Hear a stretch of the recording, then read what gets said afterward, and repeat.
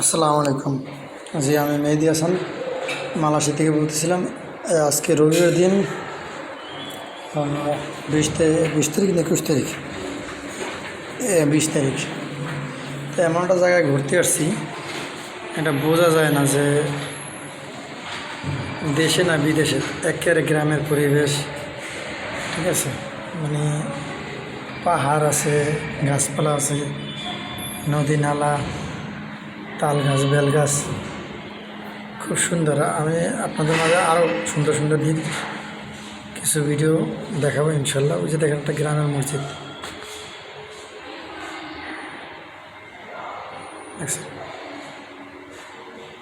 তার কাম লাগতেছে না দেশের না, এখন খুবই ভালো লাগতেছে। আমরা এখন আছি রেল স্টেশনে, এখান থেকে আলস্তা আসছি, এখান থেকে দেখি কত দূরে যাওয়া যায়। রাখি দাদা, আল্লাহ হাফেজ।